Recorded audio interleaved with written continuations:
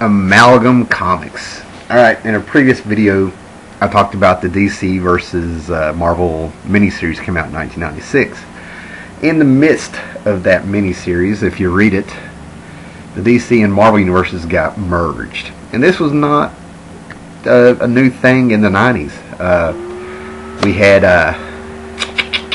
Deathmate, or was it Deathmate, Deathmatch, something like that, where Valiant and Image merged their universes. DC and Marvel was the big one. And then we had Marvel and the Ultraverse kind of merged their universes thanks to Mr. Warren Ellis, amongst other things that happened in that little 2-issue miniseries. And then we had Heroes Reborn, where Jim Lee and Rob Liefeld took over 4 of the Marvel books. What were they? Iron Man, Captain America, Avengers, and Fantastic Four. And in issue 13 of all those books, by the time it was over with, they ended up merging the Wildstorm universe with the Marvel universe. You know, a lot of people don't talk about that. That's why in the bunch of reprint editions, you don't see those issue 13s. Okay, but anyway, the Amalgam universe was the big one, man. This, of course, was a stunt pulled off to make money between the big two. You can see all that in the previous universe, how my perception of what was going on. But these books that came out, I think there was 12 of them for DC versus Marvel, and they had such a big success they revisited a year later and came out with more of them. And what was so cool about them is that basically a lot of them were very strong books. I loved them. 1 or 2 were kind of disappointing and stuff. And this is the kind of thing where I was thinking everybody's going to love them. And I remember a lot of people being split. A lot of people were just kind of looking at them real weird. And I was 23 when these came out, and I was sort of starting to get that the people who didn't like it don't really know their comic book history and stuff, because these things are just wrote in a way to where, you know, they assume you know your comic books. They have a little inside jokes on some of these characters, and they took a Marvel and a DC character that had something in common and merged them together, right? And the one that a lot of people liked, I'm not saying this is the best one, but this is the one I know a little bit more about, is Doctor Strange Fate. And he is said to be the only character in the Amalgam universe where he knows that they're not the real universe. They're the result of 2 universes, and he wants to live. And he, of course, is an amalgam of Doctor Strange and Dr. Fate. He's put together. Ron Mars wrote this one, and actually Ron Mars got writer's block. He froze up when he found out that Jose Luis Garcia Lopez, the legend, was going to draw a book by him. He was a huge fan and freaked out, and then he was like, man, that's it, I got to write this. So he got it out there. And it turns out that the person under the mask is Charles Xavier. He wants to save this universe. He has a couple of agents in here that are really cool. The Skulk, who looks like sort of a Constantine kind of character. It's Bruce Banner, and he's a merging of Hulk and Solomon Grundy. The White Witch, who is Zatanna, and Scarlet Witch, and another one, and you kind of get the idea, right? Now, I could go through every one of these books and try to tell you what I remember about them. We'll go page by page. But just know that, you know, this one is solid. This is a really fun one, real moody, you know, deals with the magic and stuff. And let's see if I got any notes here. You know, he's described as an aloof bastard, you know, so we'll go on through there. Alright, now this one was the shocker. Now, half of these books were by Marvel and half by DC, but they're all under the Amalgam label, okay? And they're treated like this is a universe that's always been. It's got a history. It's got letter pages with fake letters in them. It's got little editorial notes on some of them, like, see this issue of such and such book. You know, just a lot of fun stuff like that. Okay, Doctor Strange Fate was, let me check my note here. Okay, this is a DC book. Then this one, I'm pretty sure, was a Marvel book. Bullets and Bracelets, yeah. And this is merging Wonder Woman and the Punisher. It's by John Ostrander. Gary Frank and stuff, but this one is really cool. This ties into another book, Amazon. That is Diana, and that is Steve Trevor, and kind of in a Punisher thing. And this book, I wanted this one to continue. This one really surprised me, because what happens is they end up on Apocalypse, and they're, you know, fighting some apocalyptic, you know, merged villains there and all this stuff.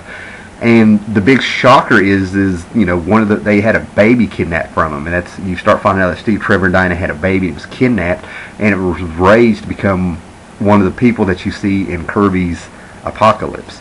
And this one was just fantastic. I mean, I didn't know who Gary Frank was at the time. John Ostrander was kind of hit or miss with me. I knew him from Suicide Squad and some other stuff. But this book was really solid. This is the one when I read it, I was like, man, this is a bit of a, this is a bit of amazing here. And this is where they try to condense it, because there's another book I'll show you in a minute, Amazon, but it, little origin stories here. Aurora and Diana grew up on the island together with the Amazons, while Steve Trevor, ended up pretty much going to the military and doing his thing and having his family wiped out. They continue with that, and they show how they meet and everything. I mean, all of a sudden he just writes a solid story where in 2 pages you know these characters, you know where they're from. If you got a little history of Wonder Woman, a little history of Steve Trevor, a little history of Punisher and stuff, you're right there with them, man. And they're talking about the baby. And, the big villain here is, they call him Monarch and stuff, but, oh man, who is he? But that's part of the fun of it, man, going through the books and trying to figure it out. Is Jim Rhodes as Monarch, War Machine, Jim Rhodes as, as a Monarch. And that goes back to, your DC, history, who Monarch was. And they create a boom tube, and they end up fighting, like, Big Titania. Whoops. And that's Big Barda and Titania merged and stuff as they end up here. And you go through and there's just more and more characters like that. They end up running a gauntlet. And it's just great stuff. Really surprised me how well it was written, And they come straight out. They don't really merge a whole lot of them. I don't think, you end up getting Thanos' side all of a sudden. And Thanos' side is Thanos and Darkseid merged, of course. I don't know where that came from. Orion, my son. They play it straight. They don't really merge as many characters. A lot of characters in this one are the female Furies are in it, and they're the female Furies. He didn't really merge them with anybody. But they come to find out that one of the Kirby characters is actually their son. I mean, it was really cool how that ended up doing that.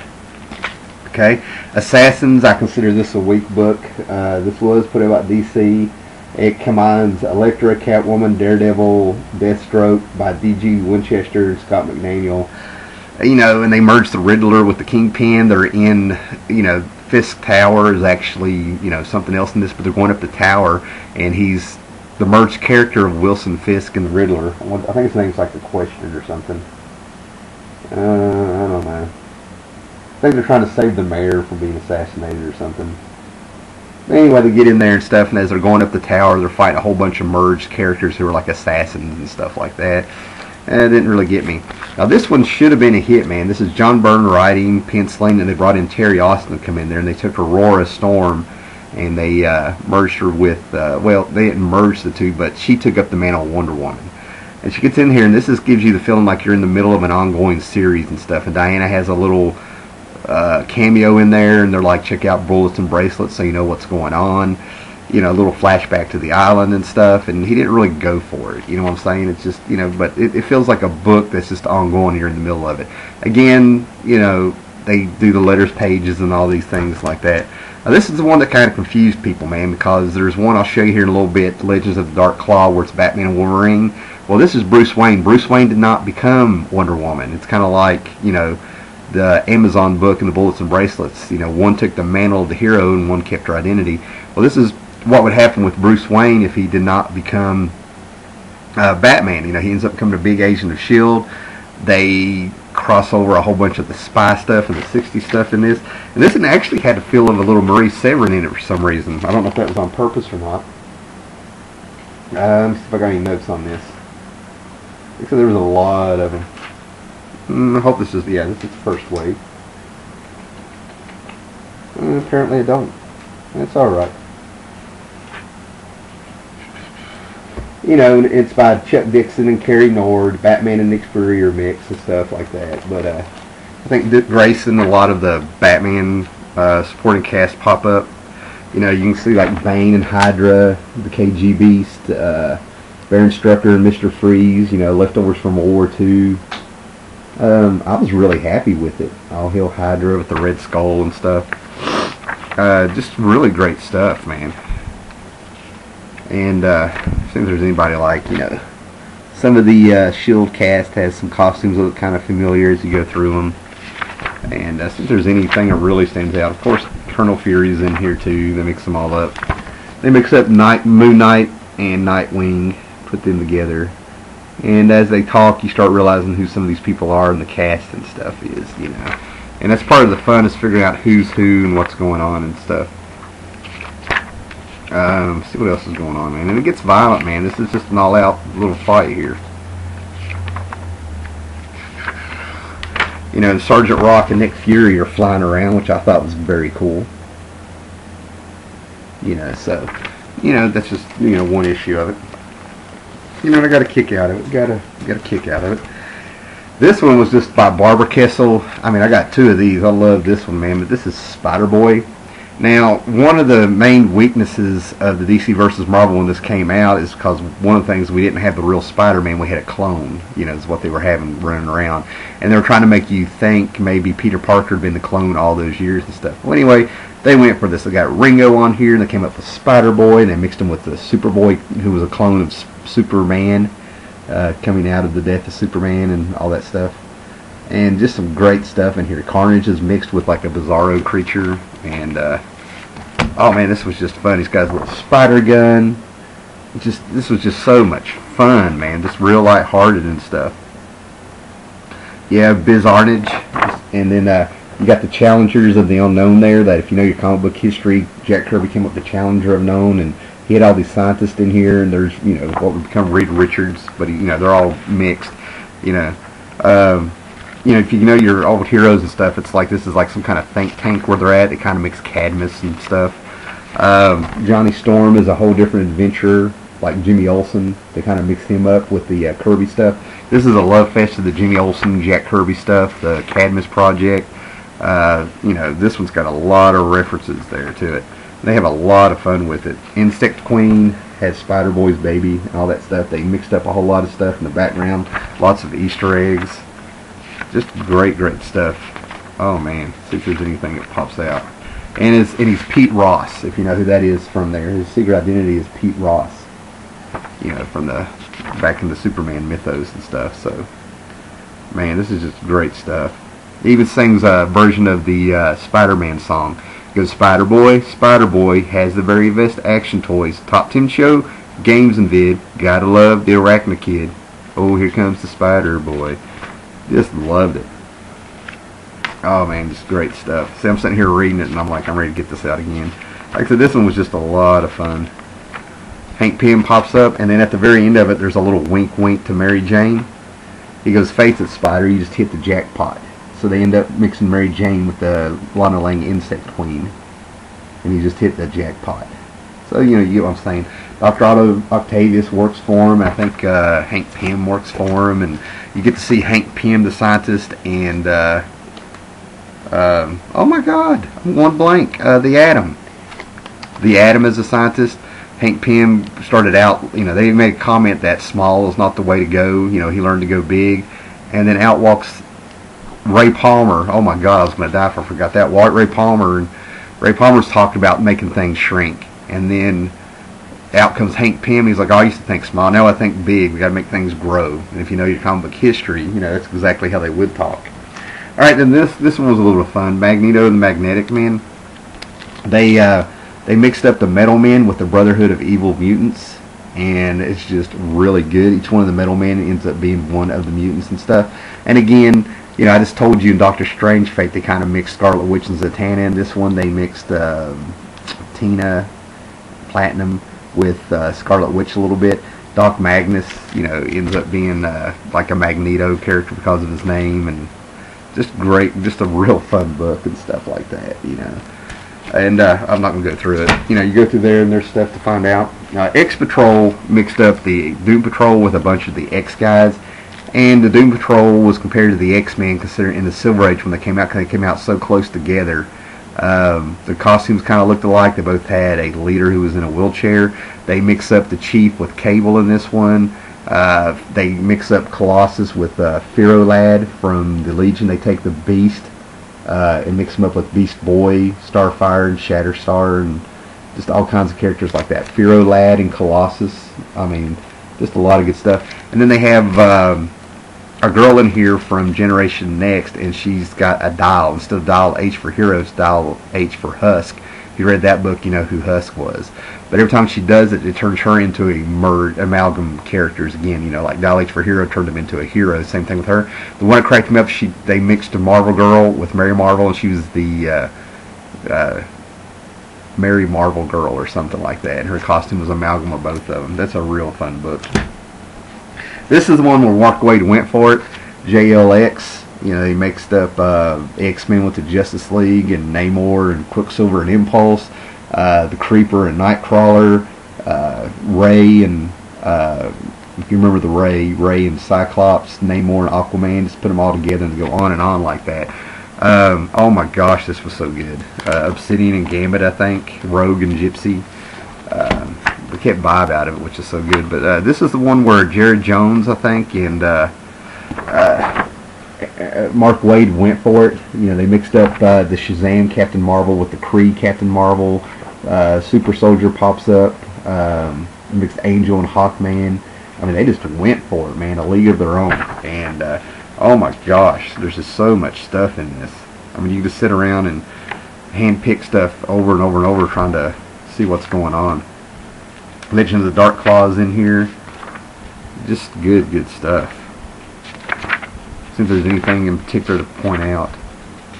Yeah, and then you get the Sentinels and Magnus. Will Magnus pops up.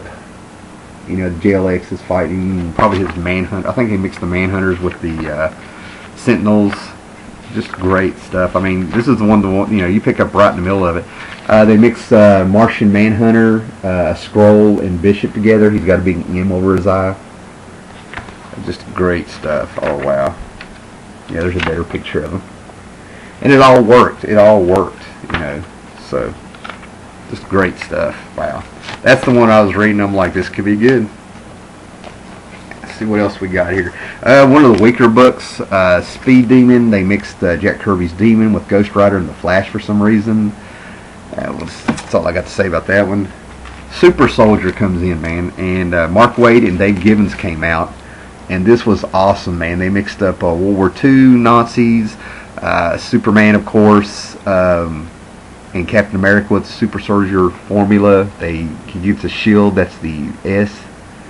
And this thing is just so much fun, so full of just, you know, Dave Gibbons does a great job. They mixed it up just perfect. You get World War II stuff. Lex Luthor, you know, gets messed up, and Jimmy Olsen's in it, Hydra's in it, but they're all amalgamated, like I said. And it's years later, and things are coming back from World War II to haunt him, and oh my gosh, it's so good. This page after page after page of just goodness. This robot is just, you know, trying to, this old Nazi warbot that's come back is just going after the Capitol building, and it's up to the Super Soldier to fight him. Now this one was fun. Okay, and then this was like kind of the hit. Okay, this is Legends of the Dark Claw. Out of nowhere, Larry Hama pops up. He merges Batman with Dark Wolverine. He's fighting the Hyena, who is kind of like I think he was like Sabretooth and the Joker put together, and he's even got a sidekick of Jubilee in there, who's, you know, kind of amalgamated and stuff. But it's not Bruce Wayne and Logan amalgamated. It's Wolverine Logan if he took up this mantle, which is merged with the Batman mythos. And this thing was just such a hit, man. I mean, even Wizard ended up having a big poster of it in here. You know, and just, I mean, this was the one, if I remember right, that was the hit, man. Everybody liked it. Everybody thought it was very cool, you know. And you know, there's Jubilee with her red glasses, but it goes back to Carrie Kelly. You know, so there's like this all kinds of things where they just fit so well. This one had a zeitgeist, man. You know, they even have a version of the Huntress in there with blonde hair. I'm not even going to guess who she was amalgamated with, but it's been a while since I read it. And it even has a little touch of Watchmen in it, man. She breaks into the apartment, much like Rorschach did, and finds out that there's a closet full of costumes, much like when Rorschach, you know, figured out that who the comedian was, and he gets busted, and he goes through his Weapon X program about how he got his powers, and or whatever he has, his claws and whatnot. Just so much of it mixed up, and the hyena was part of the program too, but it drove them nuts. You know, so just so much in here. You know. Yeah, this was a really good book. This is the one I recommend you go get. It should be cheap. All right. Then a year, and we'll leave it at that, man, because a year later they did another one. If y'all like that one, I'll show you the other ones too. So, okay, carry on.